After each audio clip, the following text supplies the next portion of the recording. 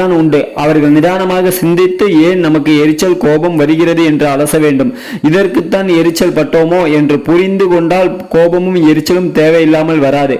கோபமும் எரிச்சலும் நமக்கு நற்பெயரை பெற்று தருவதில்லை என புரிந்து கொண்டாலே போதும். வேலையில் மன அழுத்தம் ஏற்படுவதற்கு கிண்டல், கேலி, மேலதிகாரியின் அதிருப்தி, வேலைப்பளு போன்றவை காரணமாகும். இந்த மன அழுத்தத்தை போக்க எளிமையான ஒரு தீர்வு சொல்ல வேண்டும் என்றால், குளிர்ந்த நீரில் குளித்துவிட்டு திருப்தியாக சாப்பிட்டுவிட்டு ஒரு குட்டி தூக்கம் போட்டால் போதும். மன அழுத்தம் மாயமாய் மறைந்து போகும். பொருளாதார பிரச்சனை. பலர் தாம் எதிர்கொள்ளும் பொருளாதார பிரச்சனைகளால் கோபம் அடைகிறார்கள். பணப்பற்றாக்குறை, அத்தியாவசிய தேவைகளை பூர்த்தி செய்ய தடுமாறும் பதற்றமான சூழ்நிலை போன்ற காரணங்களால் கோபம் உண்டாகும். மாறாக கோபம் அடைவதால் பொருளாதார சிக்கல்கள் தீரப்போவதில்லை என்று உணர்ந்து படிப்படியாக அவற்றை சரி செய்யும் முயற்சிகளில் ஈடுபட வேண்டும். எல்லோருக்கும் அவரவருக்கு பிடித்த பிரத்யேக பொழுதுபோக்கு விருப்பம் உண்டு. அது நல்ல ஆக்கப்பூர்வ பொழுதுபோக்கு என்றால் தயங்காமல் அதில் ஈடுபடலாம். அப்போது கோபப்படுவதற்கு நேரம் இருக்காது.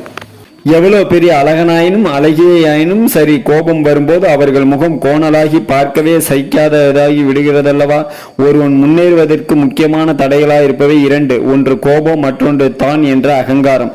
இந்த இரண்டு கெட்ட குணங்களுக்கும் நாம் இடம் கொடுக்க கூடாது. அடிபணிந்த அடிமையாக ஆகிவிடக்கூடாது.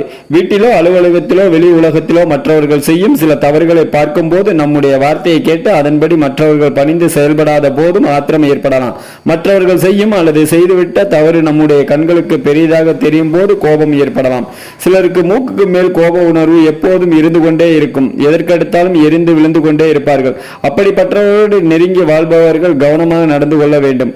நட்பாக இருந்தால் விலகிவிடலாம். உறவாக இருந்தால் இப்படி தொட்டதற்கெல்லாம் கோபப்படுவது நம்முடைய உடலை வெகுவாக பாதித்து விடும். எவ்வளவு பெரிய உண்மை இது! கோபத்தில் வார்த்தைகள் தடிப்பதும், கண்மூடித்தனமாக அடித்து விடுவதும், ஏன் கொலையே செய்து விடுவதும் கூட நாம் அடிக்கடி செய்தி பத்திரிகைகளில் பார்ப்பவைகள்தான். சிலருக்கு தான் பெற்ற வெற்றி திருப்தி தருவதில்லை. ஏன் தெரியுமா? கோபிக்கிற ஒவ்வொரு நிமிடமும் மகிழ்ச்சியாக இருக்கின்ற ஒரு நிமிடத்தை இழக்கிறோம். அதனால் நமது கோபத்தாலே நமக்கு தான் நஷ்டம். கோபம் கொள்ளாதீர்கள். கோபம் வாயை திறக்கும், ஆனால் கண்களை மூடிவிடும் என்கிறார் அறிஞர். ஆசை, பொறாமை போன்ற கெட்ட குணங்களை காட்டிலும் கோபம் கொடியது. ஆசை, பொறாமை போன்றவை தனக்கு மட்டும்தான் தீங்கு விளைவிக்கின்றன. ஆனால் கோபம் கொண்டவனோ மற்றவனையே